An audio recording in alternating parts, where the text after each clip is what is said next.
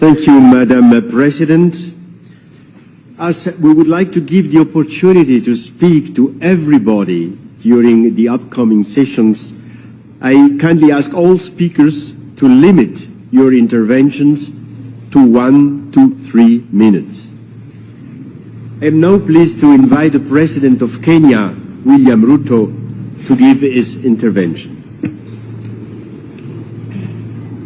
The President of Switzerland, the President Zelensky of Ukraine, Madam Vice President of the United States, heads of states, ladies and gentlemen. 79 years after the international community established a multilateral institutional framework to save succeeding generations from the scourge of war, Russia's invasion of Ukraine has been a horrifying spectacle of carnage and devastation, which has left 500,000 people dead and 7.1 million people displaced in its wake. Across the world, people and nations are enduring the negative consequences of disrupted supply chains. Kenya's position has been clear and unequivocal from the beginning. Russia's aggression against Ukraine is unlawful, unjust, and a violation of the fundamental principles of international law, which honor the sovereign equality of nations, upholds their territorial integrity, and advocates the peaceful resolution of all disagreements. Just like the war in Ukraine, the war in the Middle East has been equally devastating. So is the case with the war in the Sahel region in Africa, in Eastern DRC, in Somalia, in the Horn of Africa, and of course in the Sudan.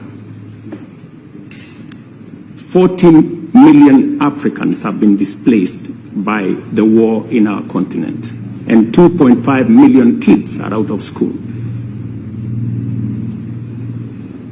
This state of affairs speaks volumes of global leadership, and especially the peace architecture at the United Nations, and more specifically the gridlock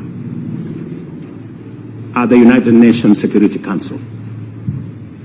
Today, a farmer in Kenya, in rural Kenya actually, knows there is war in Ukraine for two reasons. Number one, he paid more for his fertilizer, and number two, his fertilizer came late.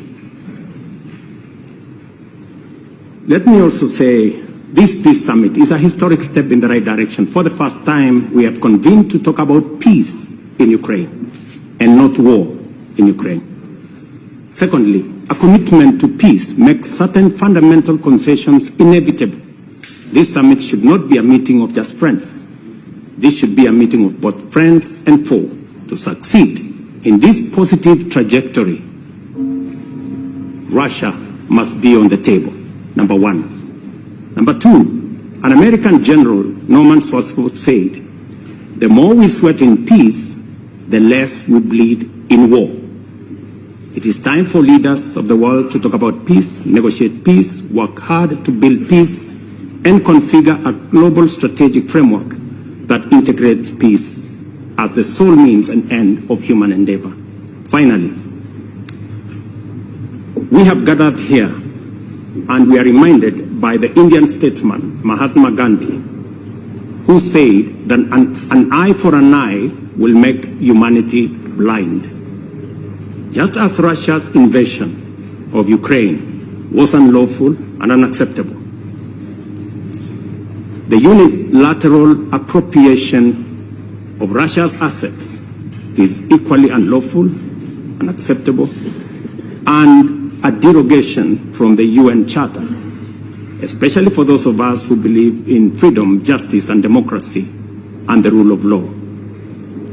As we embark on this journey to resolve conflict in Ukraine and throughout the world, it's time for parties to the war in Ukraine to demonstrate good faith, abandon intransigent attitudes, and soften their positions.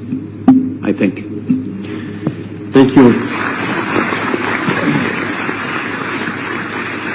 Thank you, Mr. President. I am delighted to hand over the floor to the Chancellor